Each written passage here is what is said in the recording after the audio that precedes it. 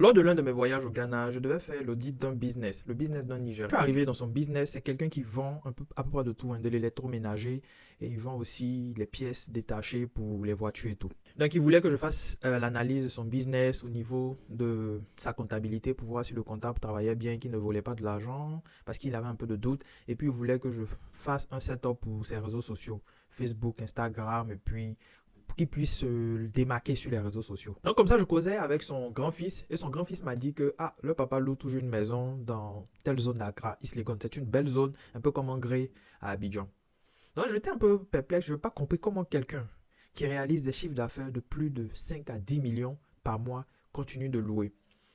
Et je n'ai pas dit au père que j'avais parlé avec son fils et son fils m'a dit qu'il loue toujours. Donc je suis allé vers le père et j'ai commencé à causer. Et puis, comme on le dit en jargon ivoirien, j'ai commencé à tirer sa bouche pour savoir comment est-ce que c'est possible de construire une maison et puis de continuer à louer. Moi, j'ai commencé directement, hein, j'ai commencé à lui dire que non, nous en Afrique, par exemple, mon père, par exemple, il a construit une maison, une grande maison, et puis il vit là-dedans avec toute sa famille et c'est ce qui est bien. Il n'était pas d'accord forcément avec ce que je dis, mais il m'écoutait. Donc, j'ai fini mon récital. Il a dit non, il faut vivre dans sa propre maison, que c'est important pour les business et tout.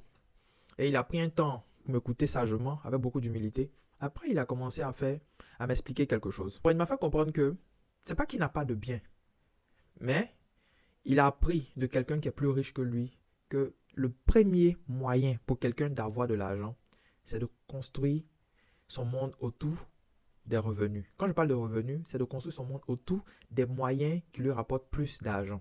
Il travaillait à l'époque avec un de ses collègues. Et lui et son collègue avaient l'intention de construire une maison. Et ce qui était vraiment drôle dans cette histoire, c'est que son collègue et lui avaient le même profil. 3 enfants chacun, un salaire assez confortable pour chacun, et ils avaient l'intention de construire leur maison. Ils avaient déjà un terrain. Dans le premier, son ami en question, il allait construire une villa de, je vais dire, 5 pièces. Au bout de 5 ans, la maison est terminée. Il a aménagé dans la maison avec sa famille.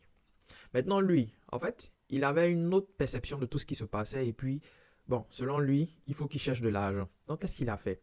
Il a construit 3 chambres-salons. Bon, quand je dis 3 chambres-salons, une chambre-salon jusqu'au nombre de 3. Et il a construit 2 studios. Ce qu'il a fait, c'est que les 3 chambres-salons, il les a fait assez bien quand même. Et au-dessus, il a mis une dalle et puis il a fait 2 studios. Il y avait encore de l'espace pour construire des studios, mais il n'avait plus d'argent. Donc il s'est arrêté là. Et quand il a fait cela, il vivait déjà dans une maison assez confortable avec sa famille. Donc il a jugé bien de construire cette maison-là pour avoir des revenus. Ce qui s'est passé, et là tout le monde doit être un peu attentif, c'est que l'autre, il a aménagé dans sa maison. Ce que la plupart des gens ne savent pas, c'est qu'il y a plein de personnes qui travaillent dans de grosses sociétés, les grosses entreprises, qui ont la possibilité de prendre des prêts. Donc, il avait pris un prêt qui payait chaque mois sur 5 ans aux environs de 250 000 francs qu'il devait déposer chaque mois. Donc, son salaire était déjà coupé. On va dire que, par exemple, il avait un salaire de 700 000 francs. Donc, les 250 000 francs en dehors de son salaire, il lui restait, si je ne m'abuse, 550 000 francs. Et il avait des charges et tout à gérer. L'autre, par contre, il a construit une maison. Bon, il a construit 3 à 5, on va dire 5 maisons, 3 chambres-salons et 2 studios. Et puis, il continuait à louer. Donc, la maison qu'il loue n'est pas très loin de son lieu de travail. Et puis, les enfants fréquentent dans les alentours. C'est encore très avantageux pour lui. Il n'avait pas envie de déménager.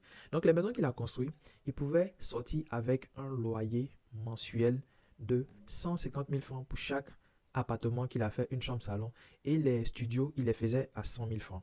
Il se retrouvait avec un loyer mensuel de 650 000 francs. À raison de 150 000 francs pour les 3 appartements, une chambre-salon et pour les 2 studios, il prenait 100 000 francs. Donc au total, ça faisait 650 000 francs. Ce qui s'est passé, c'est qu'il est dans la même situation que l'autre. Il avait pris un crédit, donc il devait payer 250 000 francs à sa banque chaque mois. Donc les 250 000 francs sortaient de ses loyers et il lui restait encore 400 000 francs. En plus de ces 450 000 francs, il avait toujours son salaire. Donc, tu vas comprendre que la banque coupe directement dans ses loyers et il lui reste encore quelque chose. Donc, ce petit quelque chose de 400 000 francs, il venait le compléter sur son salaire d'environ 700 000 francs. Donc, il avait quasiment 1 million au bout du mois. Le seul bémol, et je sais que plein de personnes ici vont commencer à crier au scandale. Oh, je ne peux pas aller vivre dans la maison de quelqu'un pendant ce temps, j'ai construit une maison. Non. Il faut comprendre quelque chose. Chacun a des priorités. Il y a des personnes qui veulent prendre leur retraite à 50 ans.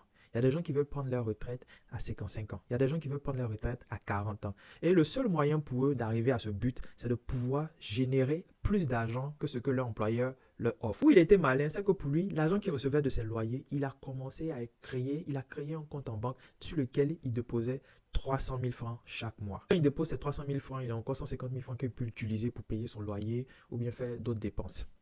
Ce qui se passe avec lui, c'est quoi? C'est que l'argent qu'il a déposé chaque mois sur ce compte, au bout d'une année, ça lui fait plus de 3 600 000 environ. Donc, au bout de 3 ans, il avait, plus les intérêts qui s'accumulent, il avait plus de 10 millions sur ce compte. Il est allé vers sa banque et il a commencé à utiliser ce qu'on appelle l'effet de levier. Avec l'effet de levier, il a utilisé cet argent comme une garantie pour avoir un prêt auprès de la banque et il a pris sa maison qu'il a construite, qu'il met en location. Il a aussi proposé cette maison comme une garantie. Donc, la banque a évalué le coût de sa maison qui tournait autour de 35 millions, plus la garantie de 10 millions qu'il avait, qui tournait autour de 10 millions aussi, ce qui faisait un total de quasiment 45 millions. Qu'est-ce qu'ils ont fait? Ils lui ont prêté environ 35 millions. Avec les 35 millions, il a réussi à acheter un terrain, construire sur ce terrain, mettre ses maisons en location. Et aujourd'hui, ce monsieur ne travaille plus. Il a commencé à gérer ses propres business. Entre ses locations et les maisons qu'il a autour. Parce que l'argent qu'il a pris pour construire la deuxième maison, à l'intérieur de cet argent, il a financé son propre business que je suis venu travailler là-dedans, qui lui rapporte quasiment près de 5 à 10 millions par mois. Donc aujourd'hui, il ne travaille plus pour personne. Il a moins de 60 ans. Il a son propre compte. Et l'autre qui avait pris le prêt, bon, je ne lui ai pas forcément demandé qu'est-ce qu'il fait, mais je suppose que cette personne travaille toujours, a fini peut-être de payer ses prêts et c'est deux personnes qui sont totalement différentes actuellement. D'un autre côté, tu vois quelqu'un qui a des business, qui réussit quasiment bien sa vie. Et d'un autre côté, tu vas voir quelqu'un qui est resté dans le cycle du salariat et tout. Cette vidéo n'a pas pour but de vous faire comprendre que le salariat, construire une maison pour soi-même, c'est pas bien. Mais toutes les personnes qui veulent vraiment créer de la richesse, toutes les personnes qui aspirent à un lendemain meilleur, il faut regarder en fait ce qu'on appelle la création de revenus dans toutes vos activités. Et c'est pour cela que j'ai écrit un livre qui s'appelle Le guide de l'enrichissement immobilier en Afrique qui s'affiche. Ce guide va vous permettre de pouvoir créer de la richesse autour des biens immobiliers que vous voulez construire. Et en même temps, à l'intérieur de ce e-book, vous allez vous rendre compte que j'essaie de vous faire comprendre combien est-ce que vous pouvez gagner sur une maison en fonction de la façon dont vous la construisez pour la mettre en location. Je vous explique aussi quels sont les procédés que vous pouvez utiliser pour pouvoir approcher les banques et gagner plus sur votre bien immobilier. Donc, vous avez la possibilité de cliquer sur le lien dans ma description, acheter le livre directement là-bas ou vous allez voir téléphone, c'est un numéro WhatsApp. Vous écrivez directement à ce numéro et mon assistante va se charger de vous répondre et de faire la transaction. Vous achetez avec elle, elle vous l'envoie directement. C'est un fichier numérique, j'insiste, c'est un fichier numérique qui n'est pas encore disponible en version papier. Donc, c'est assez simple de comprendre tout ce que je dis avec ce e-book. J'espère que vous avez compris que c'est possible. Le plus important, c'est que tout ce que je viens d'expliquer, je l'explique pas à pas comment vous pouvez le faire dans ce livre en moins de 5 ans. Je dis bien en moins de 5 ans, vous pouvez changer votre vie de cette façon. Sur ce, c'était moi.